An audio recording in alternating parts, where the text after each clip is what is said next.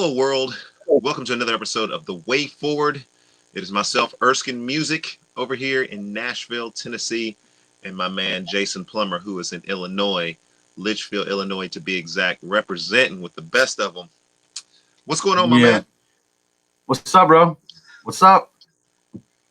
Well, keeping it real. Pretty big commendations. Yeah? Yeah. What's that? Shout out to all the little towns. That's right. That's right. That's You right. practically Keeping it real. You practically represent the haven of like KKK organizations.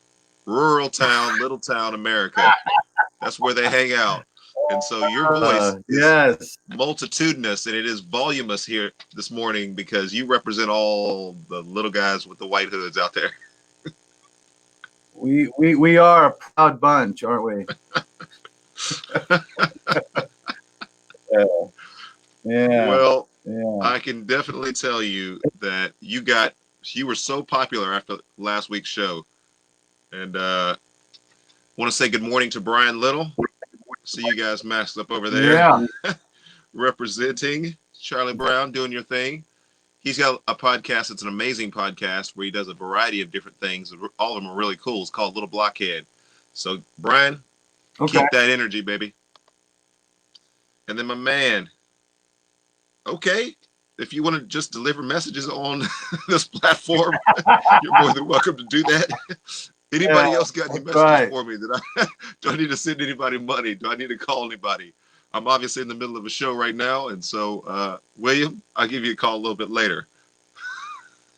But as I was saying before, I was so rudely interrupted by myself. Man, you were super popular after the show last week, Jason. I just want you to know that. You were a giant hit with all the black women out there. Oh, yeah?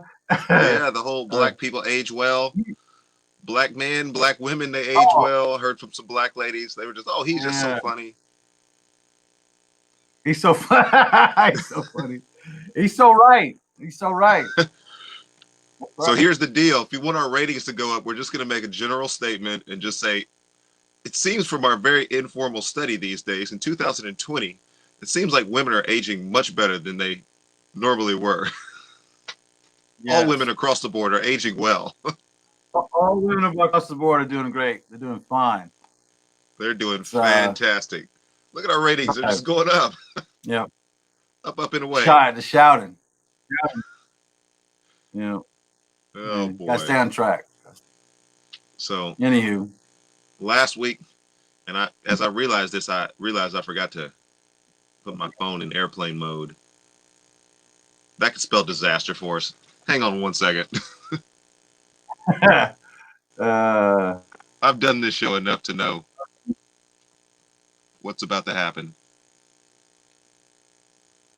Do you ever fly? I mean, aside from, I guess, going to India, but I mean, you never fly around the United States, right? You always drive, don't you? No, I fly.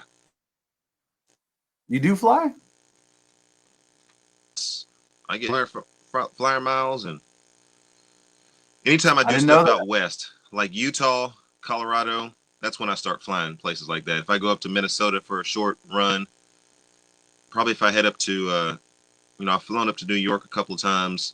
If I start doing more stuff in the Massachusetts area, I'll probably fly there. I drive to North Carolina, Florida, Texas, drive up your direction. Wisconsin. I just always thought you drove everywhere. Didn't know you flew. No, black people can fly too. It's all good. Oh, man. Gotcha. Come on. Oh, he wanted to give a shout out here. Oh. That's great. That's great.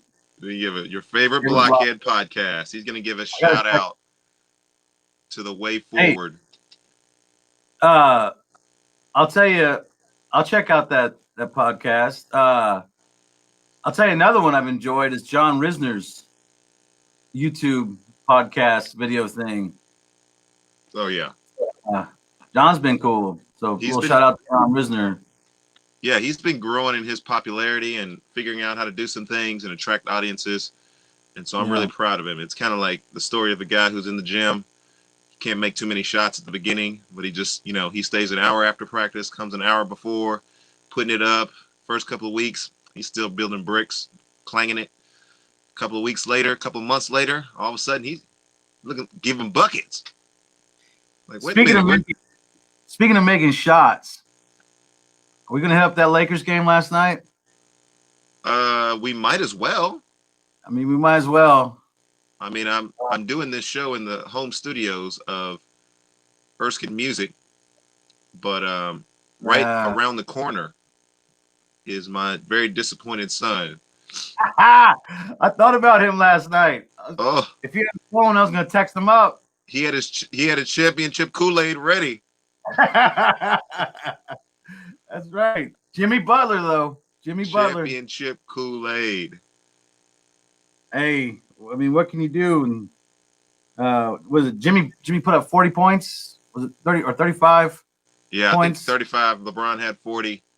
Yeah, LeBron had like 13 rebounds, 7 assists, 3 steals, and still lost. He's done that like 9 times in his playoff. You seen that stat that ESPN put up? No, does anybody watch ESPN anymore? We'll talk about that.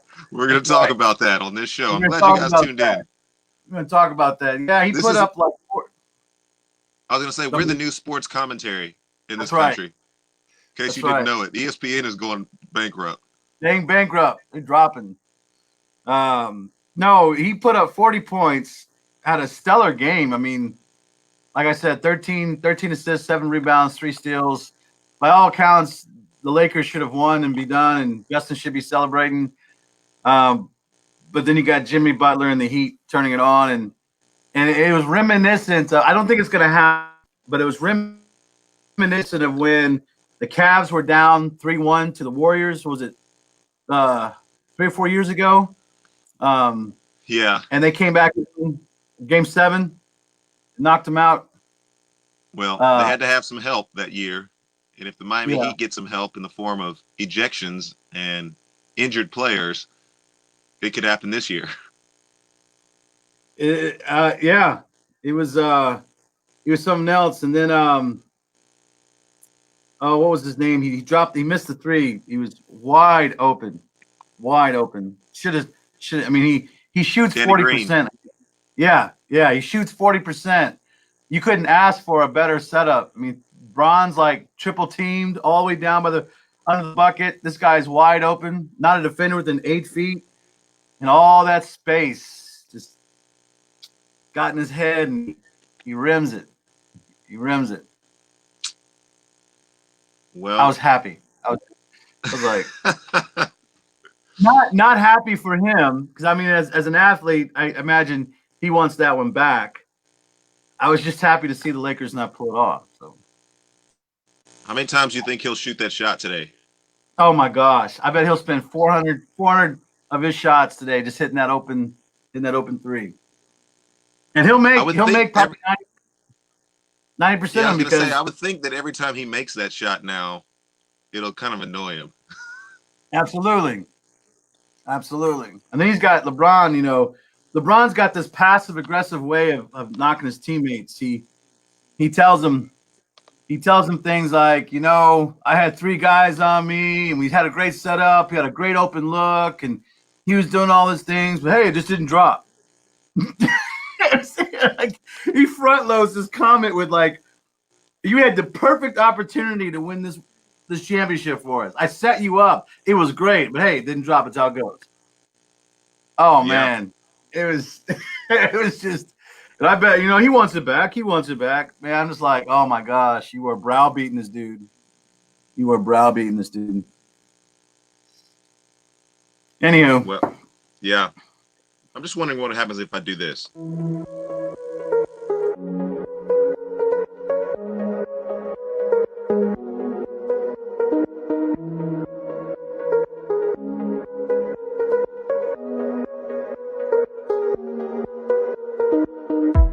A world full of darkness. Yeah, we need a light. of that silliness. Let's get to our show today. My man Brian said he'll take care of MMA news on his side. We can take care of the NBA and the NFL. And we're going to start a new sports channel. All right. That's what we're going to do. Because ESPN is done. Sorry, ESPN got woke and now broke. Let's jump into that. Let's make that our first topic today. We're going to talk about the NBA and these sports leagues who have embraced the message of social justice to their own detriment. Get woke, go broke. And that's what ESPN and many of these sports affiliates who have decided to take up the cause of social justice are experiencing, as their predominantly largely funded white audiences have turned a blind eye, turned a deaf ear to their sports podcasting. What is going on now is that there's trying to be a resurgence, if you will, or at least a recalibration of sports leagues. Adam Silver, who is the commissioner of the NBA, says the NBA will not be endorsing and embracing with such visual representation in the next season these messages of social justice, as he encourages his players to take up some of those causes as they have been doing and will continue to do off the court.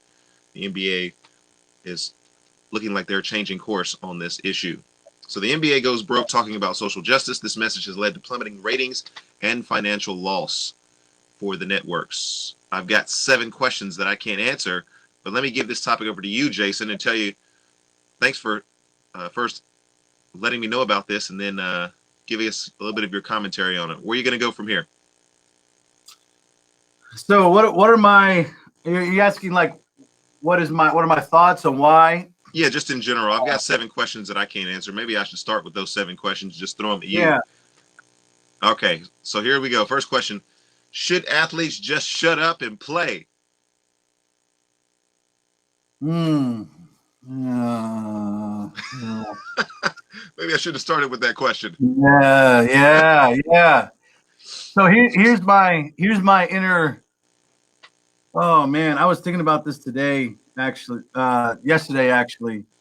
I get to have conversations with people around here, and I'm KKK America. You gotta stop that, bro. They're not all bad. They're not all bad. Oh, there's good people on both sides. What are you saying here? No, but I have good conversations with people, and I'm hearing 2 things come out of their mouth, and one is, I on the one hand get that we need to have a conversation.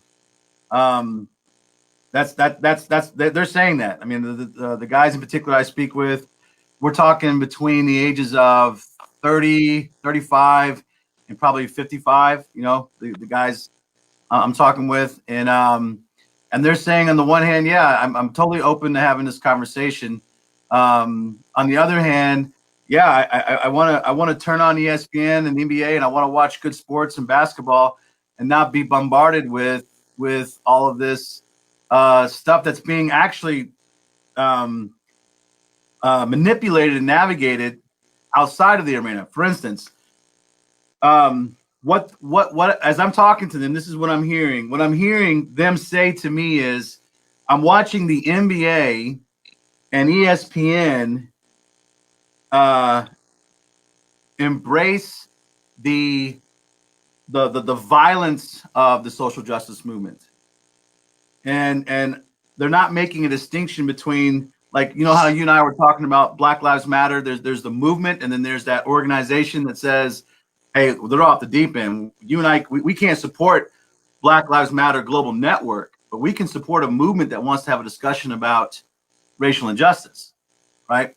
Mm-hmm. And they're not making that distinction. They're saying, look, what we're seeing happening is LeBron James and ESPN and all these guys embrace all of it, and they're saying, I'm tired of that nonsense. Yeah. And so you're like, yeah, okay, I see what you're saying, but we need to kind of we do have to make some discernment here that I really don't think LeBron James is advocating for, or the NBA for that matter, is advocating for people to lose their businesses to looting and violence and all the craziness that's happening. I don't think that's what he's getting at. But that whole narrative is being pushed into the social justice movement, and these people are like, that's just nonsense to me. That's not even the discussion. So it's being hijacked. You know what I'm saying? Like, does that end? Can I ask a question? Yes, sir. And I did want to clarify. Litchfield is a wonderful little town. I just simply say that to just make sport of the fact that, there's probably a lot of KKK people who hide out in big cities as well. Yeah. So, but they like rural communities. They do like rural communities. It's purely a joke. It is not anything intended. I know. I'm just. Hey, I was offended. I was offended. In any type of weird way. Dry the tears from your eyes. Feel better by the end of the show.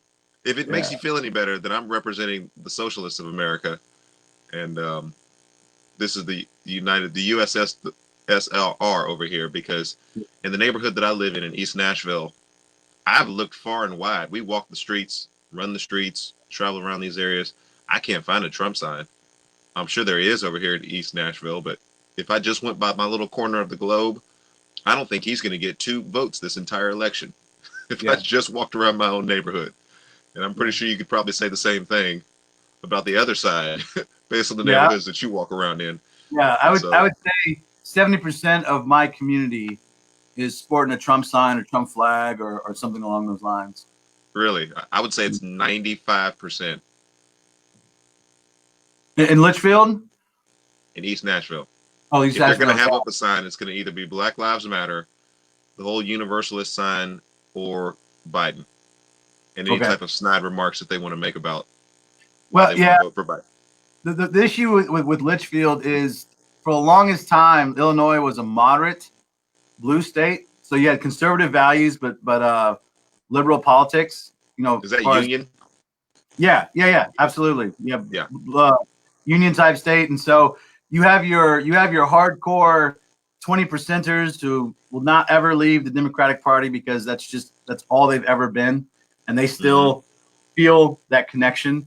And then you have some of your progressives who are here, and I'm actually finding more of them who are here. Some of the younger families, they're just not as loud as the Trump supporters, but I would say 70 to 80% of Litchfield is easily card carrying, flag waving, Trump is the Messiah type, thing. Okay. Well, we'll get back to that. Just a little representation for those of you who are watching, just to kind of know where it is that we come from, kind of this place in the world that we're at. We'll get back to that. Should sports news affiliates just do sports, or do they have a responsibility to give us other kind of news that is prescient in the world? Yeah, I'm actually of the mindset they should just give sports. To be honest with you.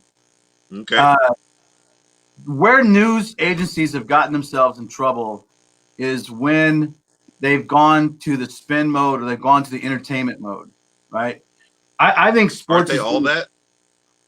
What? Aren't they all that now? Yeah. There is no fourth arm of the government, so to speak, with the news agencies. And when news agencies do this, they actually going to wind up killing themselves in the end. I think where ESPN is losing sight of things is they're losing sight of the power that sports has in the lives of American culture, as far as what it is as a recreational thing. I'm all for. I'm okay with people having discussions about racial injustice and things like this. But what you're seeing happening is no one is showing any discernment between what's really the conversation versus what's actually happening out in the streets. Like, we're not hearing ESPN denounce hard enough the looting and the violence that's taking place that has nothing to really do with the Black Lives movement, but it has something to do with something else. Or they're starting to talk more about this progressive mindset versus really dealing with the issues. ESPN could do some really neat things as far as like you talked about the movie 42 last week, I think, right? Jackie Robinson. Mm-hmm. You can have a powerful change by working through that medium and that means and showing the people his story and continue to do those stories without buying into the progressive mindset that seems to be taking place among all news affiliates. And so I'm sorry, bro, you went mute. There you go. And so I think they're losing their way in that direction. I'm going to take the other side of this. Are we going to actually get some clash this morning? Yes. Okay. Let's mix it up. Ooh, let's duke it out over here. I'm going to take the other side of that and say I don't know if I want to say optimistic, but I do think that athletes and people of influence have a responsibility to use that influence and those platforms to be able to promote change. Now, is LeBron James as smart as you or I, and nuanced as you or I? I don't think that's really the issue. But the issue is, for me, I see a lot of times, whether we like it or not, people give a lot of credit to what athletes think and what athletes say. Now, should they? You and I could probably both argue in some cases no.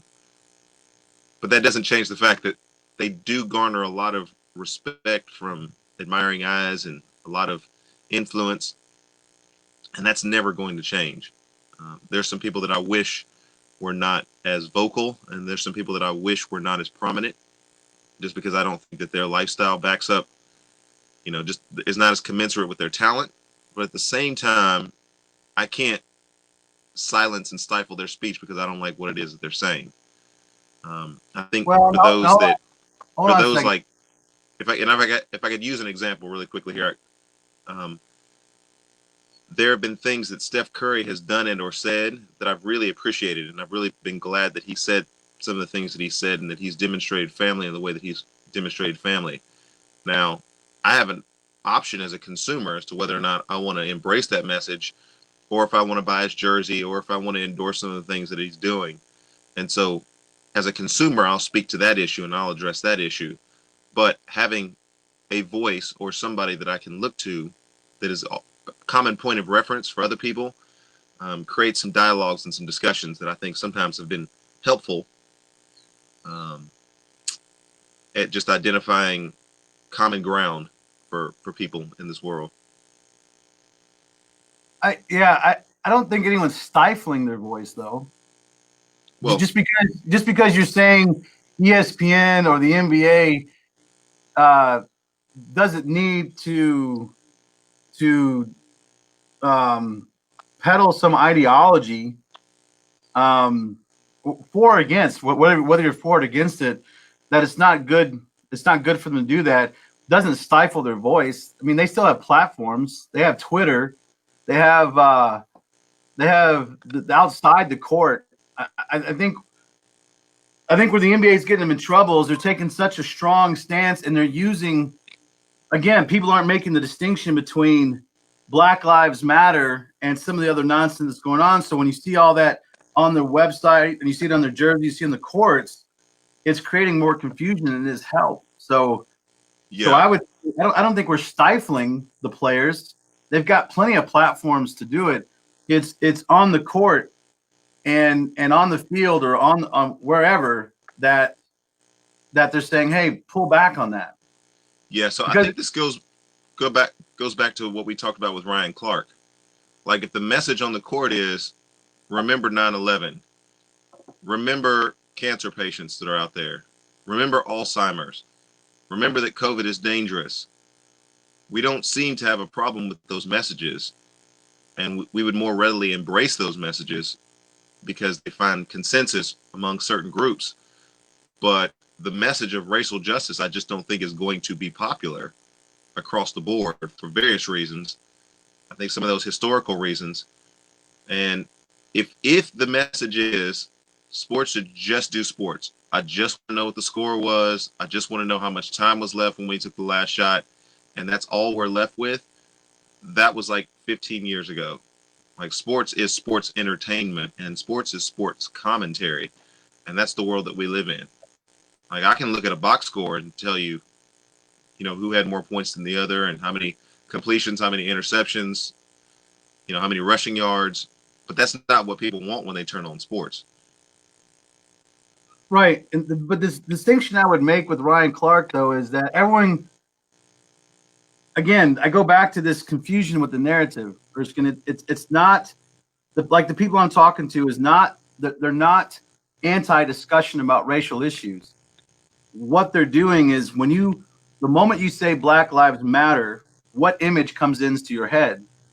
It's going to be what the media has pushed out. Even though I don't think Portland and that has anything to do with Black Lives Matter, that's what's put inside. That's what they're seeing.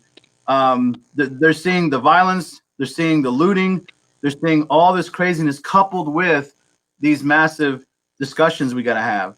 And so, yes, we can agree autism's bad, and we can agree that cancer is bad, and we can agree that 9/11. All of us can agree that 9/11 was bad. Most of us. There's still some people who are right. But when it comes to this issue, the narrative is being hijacked by these radicals who are taking it and vilifying and making it something that it's not meant to be. For instance, if you were to take Martin Luther King's strategy, if you were to take what happened in the 60s and you were to take that kind of movement and place it here, I think you would find a more receptive audience. But explain that to me. Because what you're seeing, what you found happening in Martin Luther King was you had these passive or pacifist type people marching and not creating violence and not doing the looting and not doing all this stuff. And you have this obvious antagonist, which are these white police officers and white National Guard and white communities attacking these people. And America's conscience finally said, that's enough. You're hosing down little girls and boys, and you're hosing down these people, and they're not retaliating, and they're not violent. They're not exploiting the community. They're not burning things down. They're not taking this violence approach. And that in itself right there showed America there was a bit of nobility to this argument. What's happening with this is it's being hijacked by the radicals who are destroying everything. And everyone around here is watching CNN, they're watching Fox, they're watching CBS, and they're saying I'm not part of that discussion. That's crazy. That's crazy. And so instead of us being able to sit down and talk about the true racial issues that need to be talked about, the real injustice, we're having to talk about why it's wrong to loot and why it's wrong to destroy things versus having these conversations. And they're not seeing ESPN or the NBA come out hard and denounce this stuff. So all they're seeing is all that stuff's put on the court. That's why I think the rift is. Yeah. Here's another question for you. What is the role of an athlete in society? Professional athlete. Yeah, I mean, they don't have maybe even have to be professional, semi-professional. I honestly think it's entertainment primarily. Now there's a defunct that they become role models. I mean, when you're blasted all over TV and you do amazing things that people admire, and you capture the hearts and imagination of people, you instantly become a role model. I mean, I'll tell you where this really hit me was oh my goodness, Dallas Cowboys wide receiver Troy Aikman and the other tandem, Michael Irvin. I remember he was massive in the 90s, and he was all over the place. And then I think he got busted with drugs or something. And anyways, he made a dumb decision, and it was pretty costly.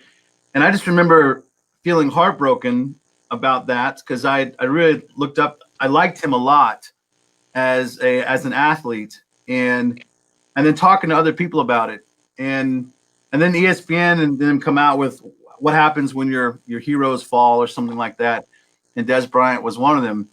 And so I think if I look back, that stood out to me as a time that athletes are not just entertainers. I mean, they are role models and figures of people who capture your heart and your mind, your attention. So I would be dumb to say they're just entertainers. I think there's they're those people look up to.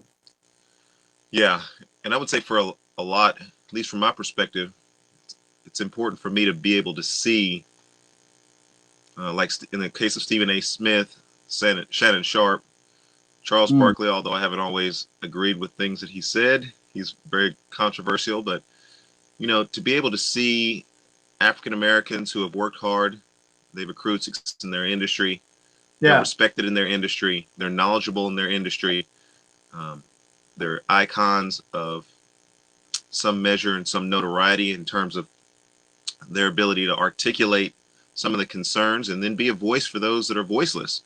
I think those are important attributes because they are messaging some of the things that I think are the nuances. I've heard more of the Shannon Sharps of the world. I've heard more of the Stephen A. Smiths of the world say, you don't have to just dribble a basketball and tap dance on a stage to be successful. Go out and work hard, get your education, put your time in, sacrifice, do the things that you need to do to accrue success.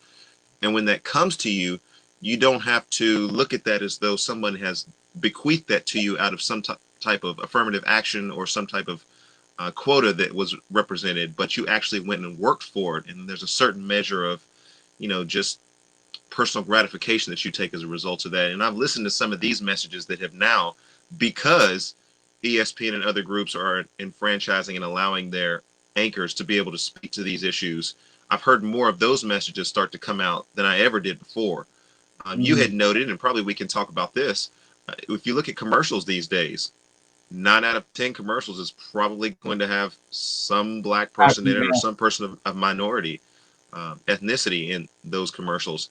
And so the culture at large is beginning to message certain things. Now, you do see a man and a man and, sometimes some very strange things that come across in our commercials. But even our commercials seem to have a measure of diversity. And at least without giving an overt message, to me, it says, driving a Cadillac, it's not just a white person that has good credit that can qualify for a Cadillac.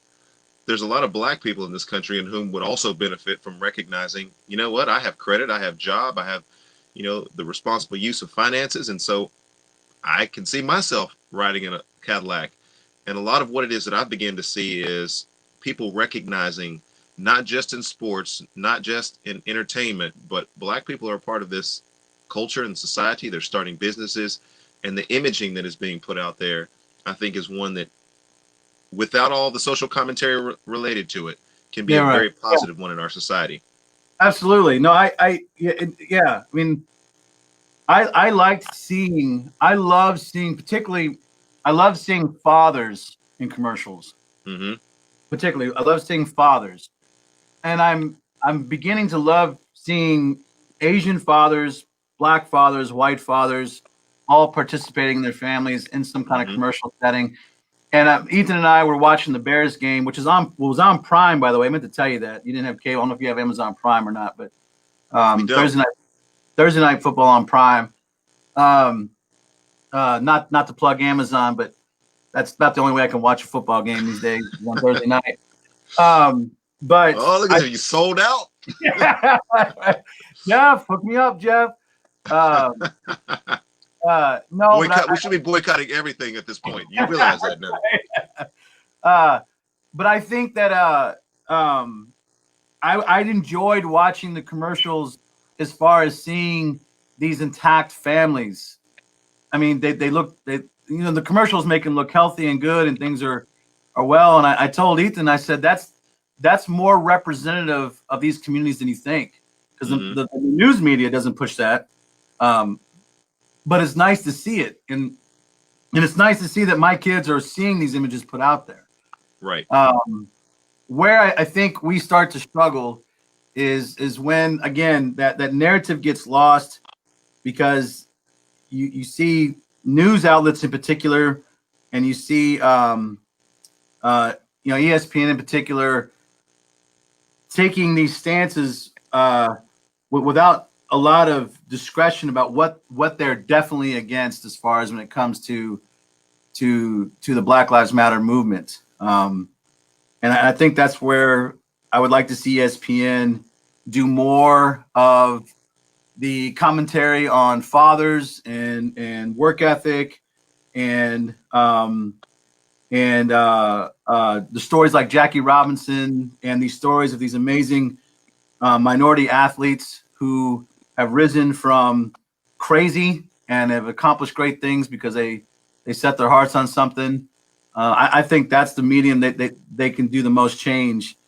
Where I think things get off track is when they start not just embracing this radical social justice message, but even when they start arguing about it on ESPN, it's, you know, because you had the whole defund police thing happening, and I can't remember the fellow's name, but he was talking about how much well, Charles Barkley's one, but another one talked about how much nonsense it was, and then you have these two people arguing on ESPN about it, and it just becomes more of the same, and it's like this is getting to be, we can't even escape. Yeah, we can't go to ESPN to find some kind of relief because now they're arguing about it. I'm hearing you. I'm doing a lot of listening in this conversation because I want to respectfully disagree. No, I don't disagree that. Okay, for those that are out there listening, if this is your first time ever listening, I don't disagree that the platform of Black Lives Matter and that whole thing is just completely out of bounds. That violence, rioting, the destruction of property is the height of counterproductivity, and I do not condemn that. I mean, I do not condone that, excuse me. I condemn that completely. But I did want to say this. I am more confident that I'll get an actual substantive discussion of racial issues on ESPN than I will any of the media news affiliates. And I think that maybe from my vantage point, and I would, you know, we can discuss this at further length, show me some examples of what it is that you're talking about. I'm just thinking of the number of times I've actually heard constructive criticism, not of Black Lives Matter, so to speak, directly to your point, but a substantive conversation about some of the issues that are going on. I've heard Doc Rivers articulate some concerns that he's had. Kendrick Perkins has talked about what it's like to be a black man who has a lot of money and has success, who lives in an all-white neighborhood, and some of the things that his kids are subjected to. That's the type of color analysis that I wouldn't be able to get from CNN because those chumps, Right. Excuse me, those guys are not able to give that perspective on things. I've heard Stephen A. Smith, very articulate, express some of the concerns that have gone on in African American communities and some of the things that he's worked against and some of the ways that he's been viewed coming up to the measure of success. I've heard Max Kellerman say some things that help me understand that he is understanding the nuances of the discussion, not just taking a position and just articulating it. I've heard Colin Cowherd say some things that I thought were insightful. Mark Broussard, always, and he's a man of God, a man of faith. He makes sure that he puts that out there as well from time to time. Kirk Herbstreit, I've heard say some tremendous things with regards. In fact, I've heard Kirk Herbstreit say some things that have been more endearing to him, understanding the issues of race and the nuances behind what has plagued athletes and what has plagued people from minority communities, more than I've heard white pastors have concern. He's actually teared up on the air talking about some of the discrimination that's taken place there. And I thought, man, I don't hear white pastors talk like the way that he has. And so I know that there are some counterexamples, and I'm not denying that, Jason. I just want to say that I think the value of what ESPN has been doing and some of the anchors have been doing and allowing their anchors to be able to speak to some of these issues has been a tremendous benefit. If for nobody else in the country, they have been a benefit for me. Right on. Now I'll tell you what. I'll continue to. I don't have ESPN, so to speak. I gotta listen to it on their website, or I gotta read their articles and things like that. I don't have ESPN either. Look at me, Yeah. I'm a fangirl for ESPN. I gotta go to their website. I mean, I check ESPN. I bet 4 or 5 times a day, just for different things. As I'm looking at now, football's on the up, and when baseball, when the Cubs are actually in the playoff race, and NBA. So I'm probably on the ESPN website 4, 5, 6 times a day, and I'm always looking for articles and reading for things. But I'll tell you what I will do, Erskine, is I'll try to take what you said and begin to pay more attention to it as I'm reading through these things, and not just, Yeah, I don't I'll want to try to hear. bombard you with clips or anything. Yeah, I do that to you though. But one of the things I will say is we don't ESPN, we don't have cable, we don't have Netflix, any of that stuff. But I got I do get on Amazon. YouTube. Yeah, I do get on YouTube, and so maybe the clips that I'm looking at are distilled down to here's the argument, here's the substance of what's going on here. And some of these names I didn't even really know until I started listening to what it was that they were saying, and the way that they were talking about things. So there's that.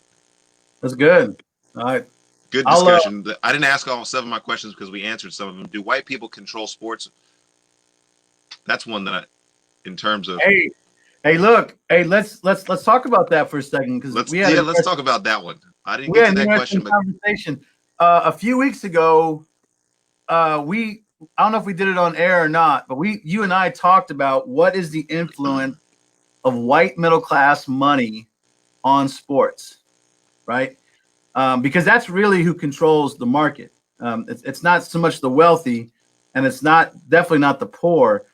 It's the middle class who really controls the sports market, and our middle class is predominantly white, and so when you start seeing ESPN ratings drop, when you start seeing NBA ratings drop, when you start seeing NFL ratings drop, baseball ratings drop, I mean, sports in general is taking a beating. The NBA is probably taking the most of that because they've just been the most vocal. I asked my son, I didn't get to watch the kickoff for the Bears game, but I asked him, did they show the national anthem? Were they showing it? And he's like, no, they didn't show any of that.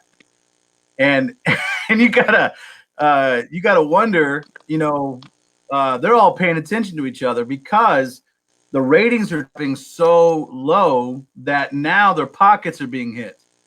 Well, who's not watching? Well, I'm going to tell you who's not watching. It's your predominantly white, middle class, probably somewhere between the ages of 25 and 55-year-old, and I would say middle class is more probably in your 30s, probably your mid 30s to mid 50s. These guys are turning off the television and they're going somewhere else. And they're making a very definitive statement by their collective viewership. Let me ask a quick question. Mm-hmm. Because I'm interested to hear your analysis, and I think I pretty much agree completely with what it is that you're saying. If you look at that demographic of who has these cable packages and who subscribes to these things and who's the viewership that they're most trying to target. Yeah. But one of the questions that I have is just sort of a lurking variable in my mind is, what has COVID done in general to sports watching and to viewership of media? You see some popular forms of media that have gone up, subscriptions to Netflix and Amazon, various things like that. Yeah. People are consuming that kind of media during COVID. But in a pandemic where so many rhythms of life have been changed, there's not a live experience now in many of the games. Yeah. How does that affect the mentality of people who say, well, I can't go down to the stadium, but it's almost like, it feels like to me like sports is going on, but in the back of my mind, it feels like everybody's still sort of in pause because you can't actually go to a game and have that sense of the excitement of, hey, I got tickets to a game and what that has done to viewership and sports in general, just because of the nature of being in a pandemic. And I don't know what those demographics are across the board. This is the social justice discussion of it, but I would imagine that you would have seen a pretty precipitous drop in people's viewership of sports if there was no social justice discussion that was going on, just by the nature of what's going on with the pandemic. I could be wrong, but I think that's a part of it. Yeah. No, I got the fans creating electricity inside of a stadium, even when you're watching it.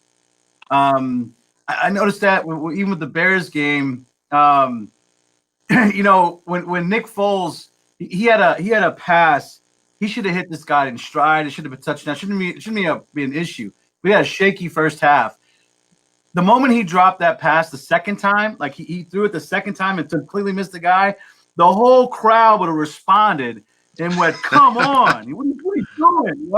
Get your act together, the right?" Birds. And then that's right. The teams know that would have happened, right? And that would change momentum and all kinds of stuff. And all you got is crickets.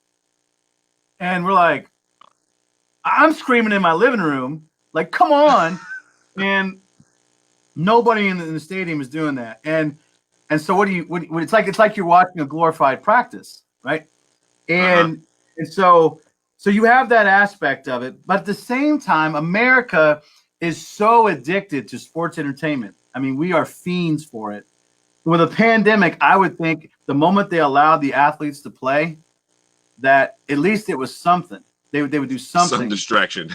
Something, right? That we'd be able to distract ourselves. Because remember, in the middle of the pandemic, we were saying all these people are getting woke and wound, right? And they're wound up. You and I were saying, man, we need a baseball game. Like, we need a football game. We need something, because sports has this ability to take all these people from different places of society, bring them together in one stadium to watch a game where you have only two opposing sides. You have the home team and the away team. And you can all pretty much get along for the most part, unless you're in Philadelphia. You can all get along and watch this game, and that's not happening anymore.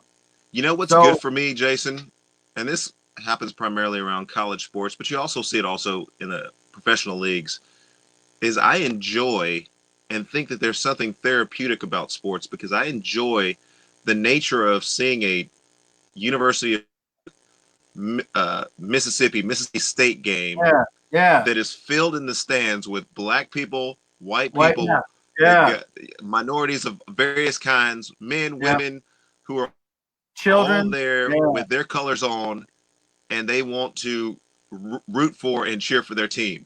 They're just as excited when their team scores, when Alabama scores. Doesn't matter where you're from, what your background is from. I enjoy looking at that when I'm watching a game. And quite honestly, when I'm watching a game now and there's nobody in the stands, I'm kind of like, Yeah.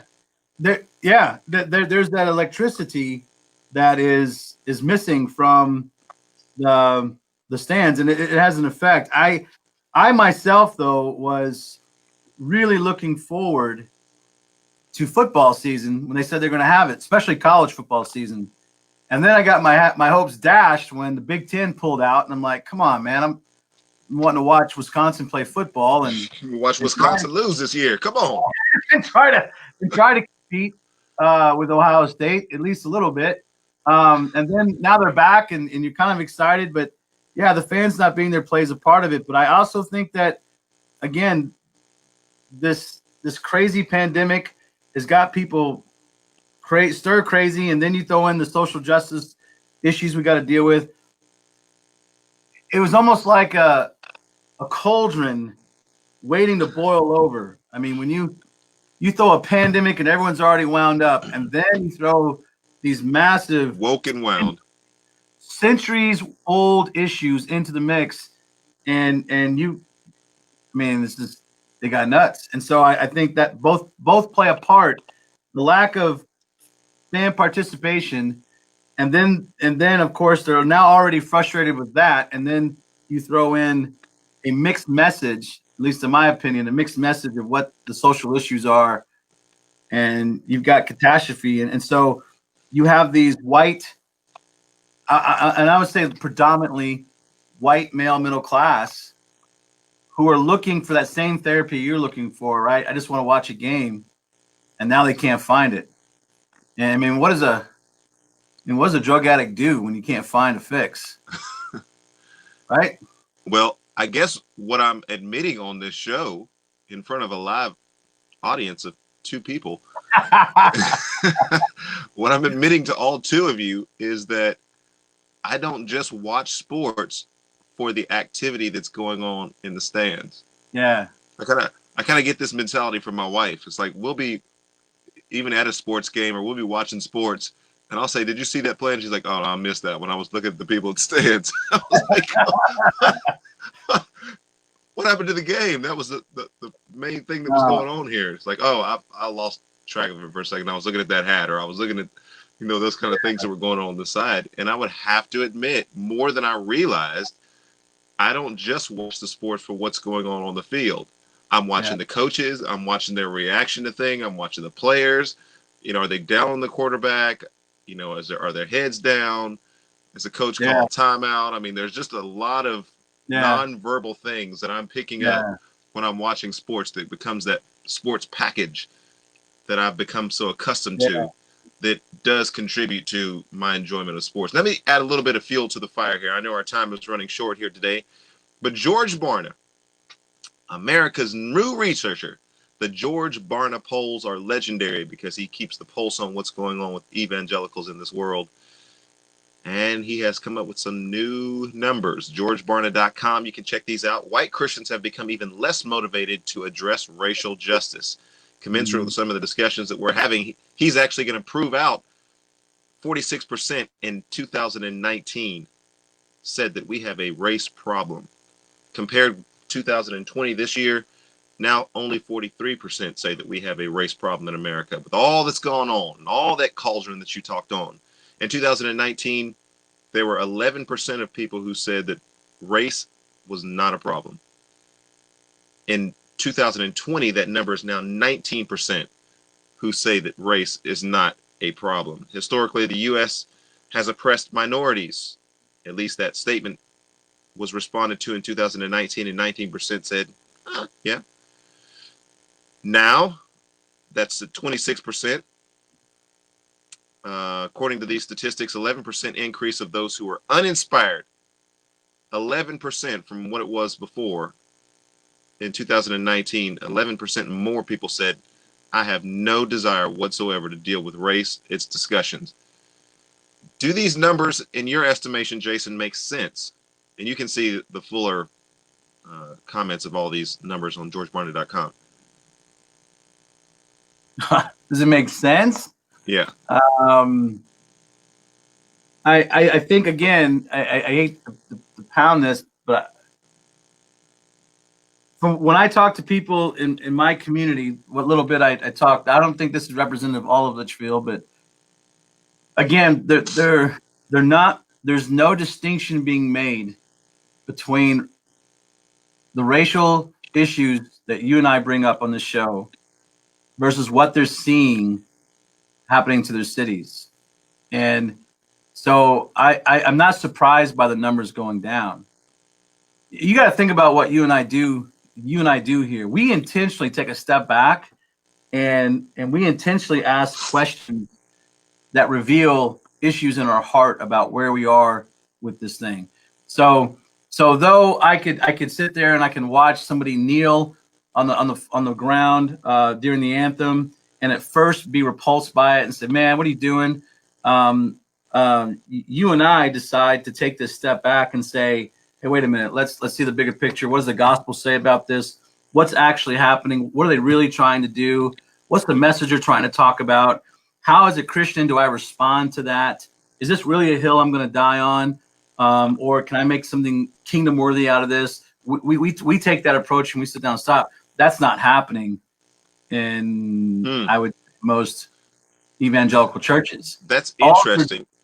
Yeah, that's interesting because I hear a lot of people respond to the fact that, the whole social justice movement and what's going on in the cities. There's been some instances of violence that we've seen on the news, that we've seen on the media. But I would say that, I'm just going to make up a statistic here. At least this is the way that my mind thinks about the statistic.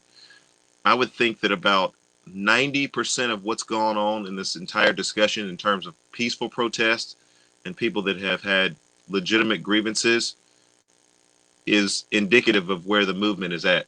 10%, as it relates to violence, some of the things that we've seen on TV, is completely out of bounds. And that 10% seems to be the way that people are interpreting the 90% of what's going on. Yeah. And so when I hear people talking about violence and stuff, I'm looking around going, I'm confused about what's going on in our cities because I'm a part of a social justice organization here in Nashville. You and I have started the 4 Point Project here in Nashville. I don't walk down the streets and have violence. There's nothing on fire. I mean, I went after the day where those kind of things happen, and the city was basically appalled that Right. happened. This is not indicative of the kind of city that we live in, and we realized then that there were people from outside of the city who came in and did that, and Right. so that has Right. never been in my mind a part of what is going on here. There's been a No, small minority of people who have used that as a tactic, but they're not even legitimately, you know, connected with the movement as I understand it. And so when people are responding more to that, I get confused and I go, what are we talking about here? Are we just using that as a substitute so that we don't have to talk about the actual issues that are there?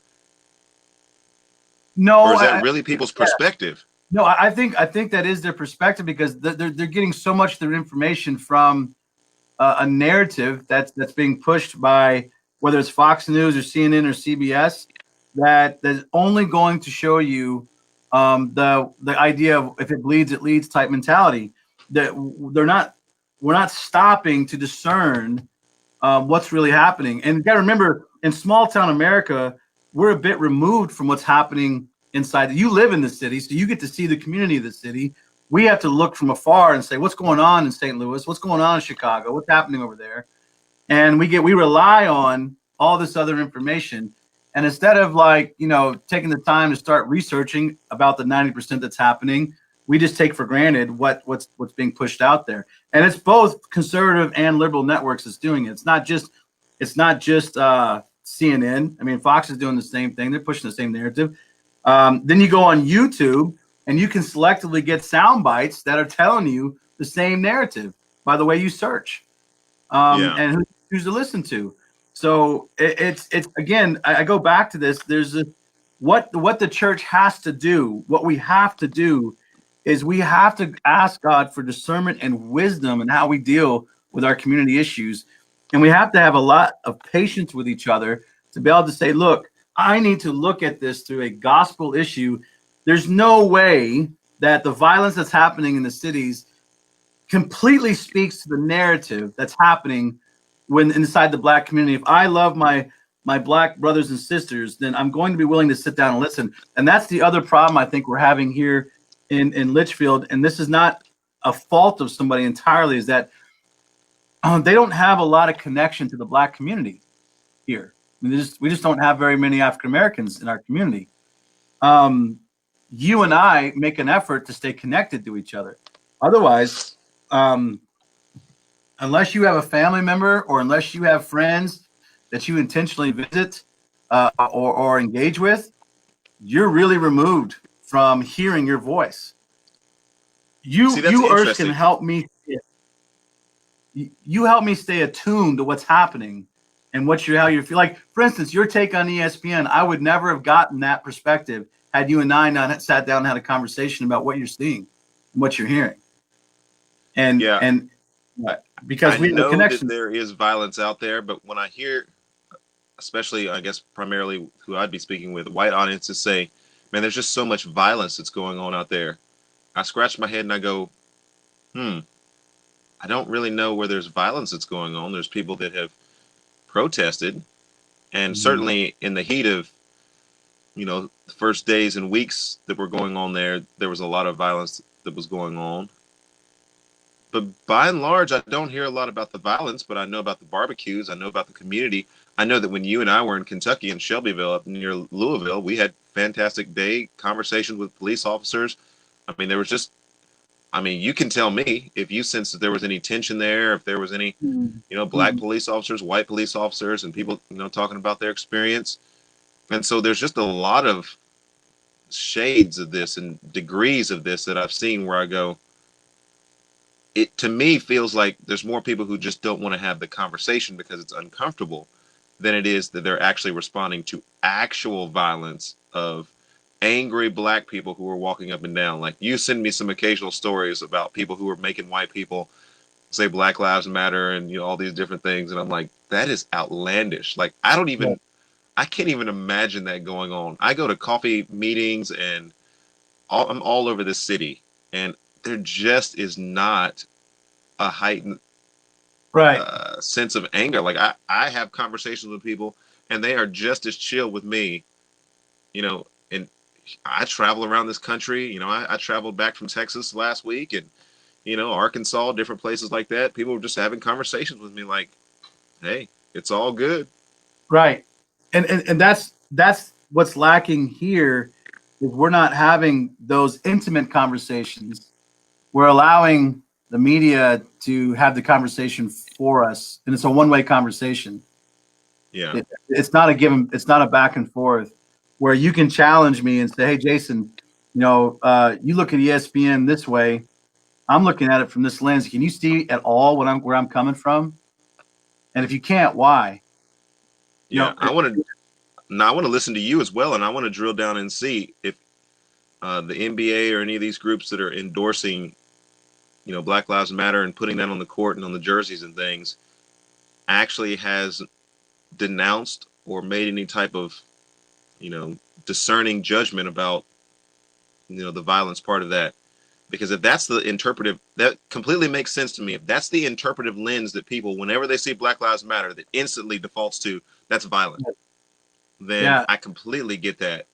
If it is Black Lives, like the actual statement, that there are some concerns that minorities have, in particular Black people in our country, that we may need to look at with a little bit more vigilance and hear their stories of how they've gotten to the place where they're at, then I don't understand people's rejection. But the point you made to the first is exactly right.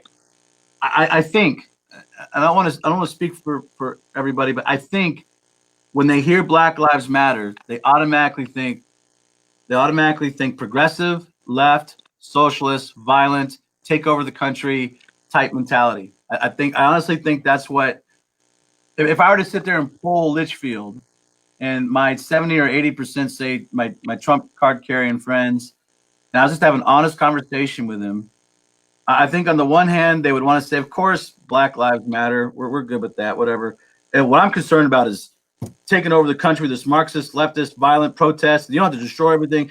Because I'm telling you, when I have conversations, we will spend 5 seconds saying, of course, Black Lives Matter.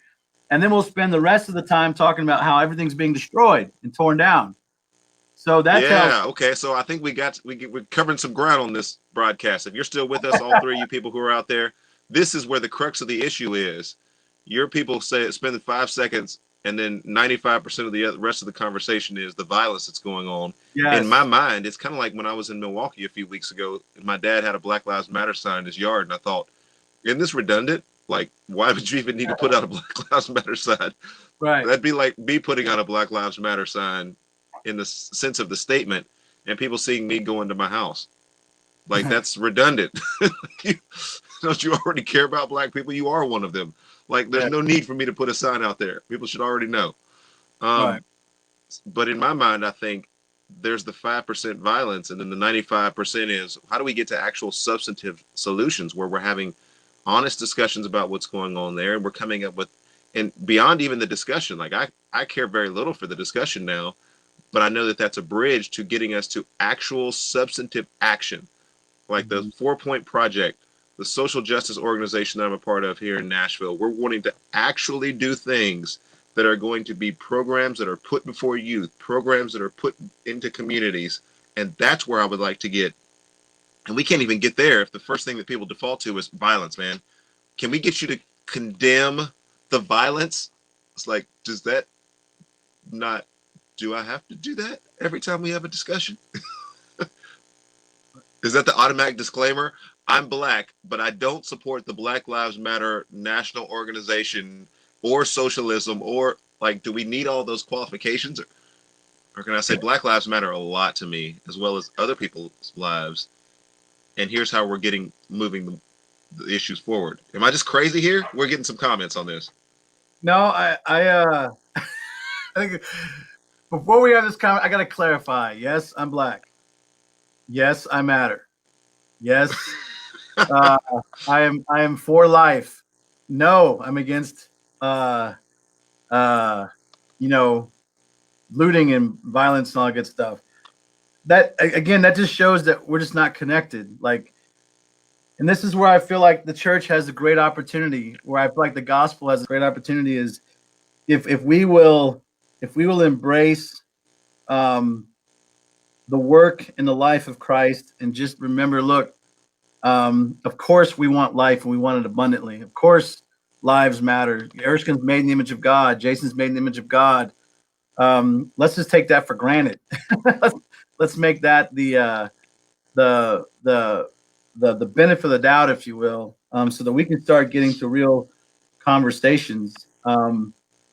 This is where Christians have an opportunity to provide a better message to the community, and this is where my church has to start taking the initiative to think this way.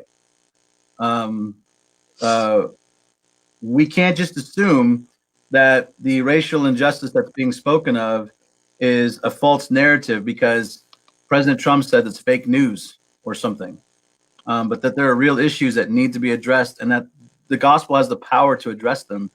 And he's going to do that through me and through you. Like, we're going to be the ones to be able to sit down and talk. And so it starts in the rural communities where the Klan likes to hang out, evidently. And and we hold up, full disclosure on this show. I'm going to put you on the spot here right in front of everybody. Do you actually know people who are in the KKK? Or do you just have suspicions? Not in Illinois, but I have friends down south, I think, are closely affiliated with it. Which is interesting because I would say, like, some of the small towns that I'm in up north are just as problematic in my mind. Like, I think the stereotype is that the KKK resides in the South, white supremacy is in the South. Cincinnati. I mean, Cincinnati's got a long history of crazy. Yeah. Hey, you drive as much as I do. You were asking me about flying. Do you ever fly? Yeah, black people fly. But you were asking me about driving. But if you drive as much as I do, especially some of the highways and byways, you go up north, Michigan, Wisconsin, some of those places like that, on the backwoods, you see just as many Confederate flags. That Confederate nation is alive and well. The lost cause, baby. Yeah. I used to make a joke with my friends in Wisconsin. I graduated from a small town, I don't know, maybe 2,000 people in it. And I said, we may be up north, but country is definitely a state of mind. It's not a geography. It's not a location. It's a state of mind. And sometimes when you embrace that kind of rural mentality, some of those folks go ahead and embrace all of it. Like the whole Southern, old Southern culture. And there's some places in Wisconsin I wouldn't be out for a jog. I would if I were you, I wouldn't be out for a jog. Yeah. It's crazy, right? Or some of my Hmong friends, I would tell them there are certain communities you just need to avoid, because if they find you in the woods hunting in particular, some of them, it gets crazy. Come on now. Not many of them, but some of them, yeah. Come on now. This is crazy. To Linda's question, do you think that 5% and 95% of the conversation is based on their lack of interaction with the black? Yeah, that's exactly what I've been saying a lot. There's not a lot of connection between the black community and the white community, and here right now it's simply because we just don't have a large minority population in Litchfield. You really have to go out of your way to invite folks to your home or make friends that are not like you, or minority or Asian or Indian or African American. But you know what, you can. We got families here. We got a beautiful family in town, and I've gotten to know her a little bit, and her sons, and they're great people. And I would say that they're fitting in pretty well. But we've talked a little bit about some of the issues that she's had to deal with here in a small town, and we can change that if we get to know her and her sons, and get to know the gifts that God has given her and how He's blessed her, and what she adds to our community and what her boys add to our community. But you won't if you don't make the effort to do it. You just won't ever see it. You said something that's key now. I know our time is very limited here, but you said something that's key. I was in Texas last week, and we did the first of what we are trying to do, a 100-city tour of discussing these racial issues in the context of revival.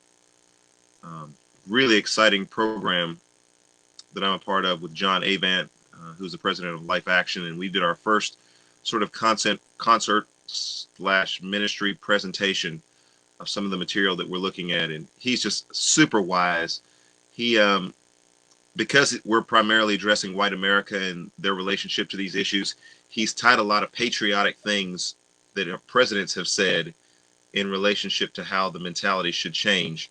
You know, Abraham Lincoln, the Emancipation Proclamation, some of the comments and statements that he's made. And I've thought to myself, man, that is absolutely genius, because one thing I know about white audiences is they're not going to tolerate a discussion about racial equality or racial justice very long, especially when you start to really get into them about their need for things. But if you can tie that to a semblance of patriotism and what it means to be an American and another American who has addressed these issues, that's a genius way of going about doing things. But that notwithstanding, I just want to simply say, I get asked the question all the time, you know, what if you're in a part of the country where there's just not a lot of African American or minority and diversity? Is it okay that our churches be only white, or is it okay that our ministries have this very white centric, you know, white Jesus mentality to the, you know, that's maybe two questions.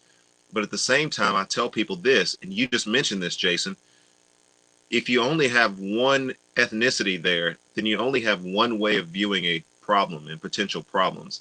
You know, you're going to go to the mission field and you're going to only have a white East Tennessee way of doing things, or a white West Texas way of doing things.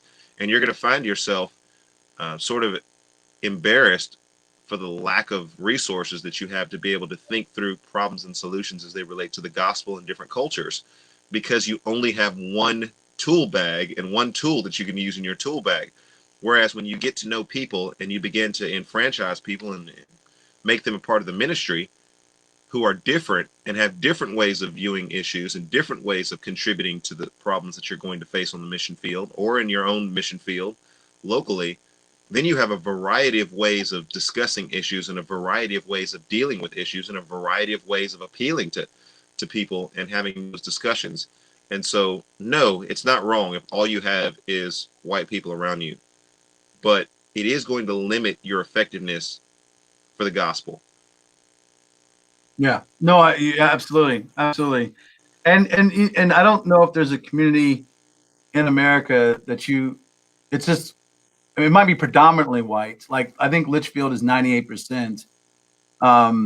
So you can still make headway if you just go out of your way to look and find where people are and be willing to go to the places, you know, that you're not. There's kind of a stereotype that I think that, you know. I'm going to flash these up on the screen while you're talking here. Yeah, Linda is on fire now. You fired Linda up.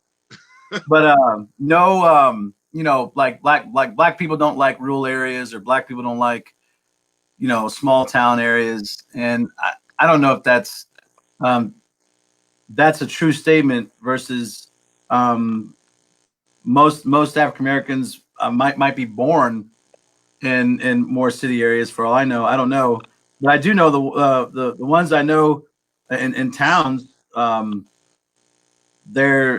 They do life no different than we do life. They shop at the same stores. They play sports. They go to school. They do their thing, whether it's in a small community or a large city. They're just trying to live and live abundantly the way that everyone else is. And so I find if you're willing to go to the communities and you're willing to go to places and just be neighborly, love your neighbor, and strike up a conversation, talk to somebody, get to know their kiddos, get to know, you know, like I would anybody of my neighbor.